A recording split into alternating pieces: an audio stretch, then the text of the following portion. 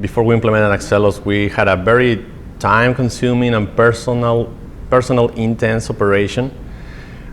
We were hardly based in paper, so managing the operation was tough. We were exposed to misled data processing. All the billing was done also manually. And we had some variety of different processes that we were not really happy about. So we were looking for a solution that would allow us to reduce paper significantly, automate processes, and allow us to do the billing in an easier and more controlled fashion. So that's kind of the situation that we were at, because we had been growing for several years, and the system that we had was not long enough, a good solution.